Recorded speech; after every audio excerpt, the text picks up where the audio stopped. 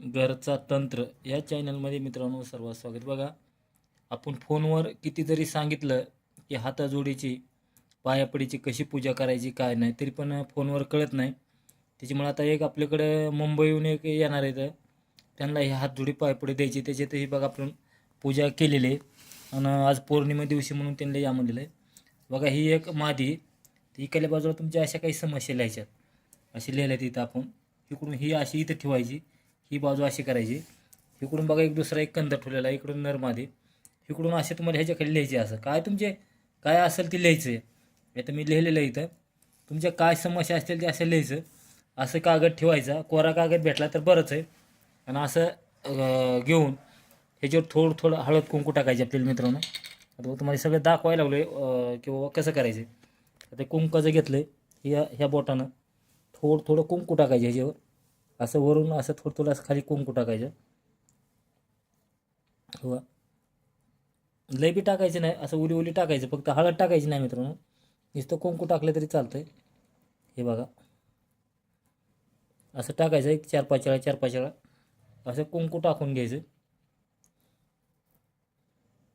बघा, कुंकू टाकून घेतलं आणि असं टाकल्यानंतर एक आपला एक जप भेटतो. ज्याला ज्याला हातजुड्या लागणार आहेत त्या माणसाला आपण एक जशा अडचणी आहेत, समजा काही असतील त्याचं नवरण मंत्र, देवीचे मंत्र ह्याला अलग अलग द्यायचे. तर कोणत्या कोणत्या कामासाठी ते म्हणजे जशी समस्या आहे आपल्याली, कोणाला काय कोणाला काय तसं ते आपल्याला त्याचं देवीचा कुठला बी जप करून आपल्याला हे घरात ठेवायचे मित्रांनो. सर्व घरात तुम्हाला हे अडकवून ठेवायचे.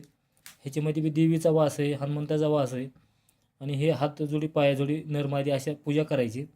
आणि देवीची विनवणी करून, देवीला थोडं सांगून हे करून आमच्या घरातले काय असेल ते बोलून हे असंच उचलून परत काय करायचं मित्रांनो, आपल्याला घरात असलं तर घरातल्या किचनमध्ये, दुकानं असलं तर दुकानाच्या गल्लीमध्ये, दुकानाच्या वर टांगून, एखादी गाडी असली तर गाडीच्या एखाद्या मधल्या कुठल्या तरी टेरिंगच्या खाली गाडीत कुठेतरी बांधून, म्हणजे जिथे जिथे तुम्हाला बांधा येईल तिथं बांधा.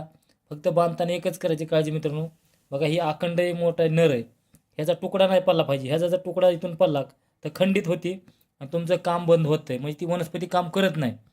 म्हणून अखंड घ्यायची आपल्याला. कधी बी तिचा एक एक सध्या आपल्याला बघा एक तिचा मुळी सध्या तोडायची नाही विनाकारण. त्याचं बघा आपल्याला मुळ्या पण आहेत. आता काही लोक देतात तर त्याला मुळ्या नसतात, आपण त्याची मुळी अगं तिच्या माती सध्या काढलेली नाही, हाय अशी ठुले काही त्याचे काढायचं नाही विनाकारण. आपण हिला देऊन घ्यायचं नाही, हिला काही चाकू लावायचं नाही, तर काही करायचं नाही. आपण हाय असं काढलेलं आहेत. खांदताना पण आम्ही काय केलं मित्रांनो, ह्याच्याकडे खांदीत असताना ह्याला लोखंडी स्पर्श होऊ दिलेला नसतो, म्हणून खांदताना पण बाजूनं खांदून आळूच हातानं काढून घेतलेले असतात. काढताना पण काळजीपूर्वक काढायचे असतात. तर हे असे एकदम नरमादी आणि हातापाय जोडी पायपडी हात जोडी एकदम चांगल्या प्रकारे काम करतात. घरात तुम्हाला ठेवायला आहे. आणि बघा आपण आता इथं काही थोड्या 2-4 पांढरीच्या काठ्या आहेत, हे पण ठेवलेलं आहेत देवाऱ्यापाशी. आणि आपलं आता झालेलं आहे. जेवढं होईल तेवढं व्हिडिओ शेअर करा, लाईक करा, घंटीचं बटन दाबा. राम राम.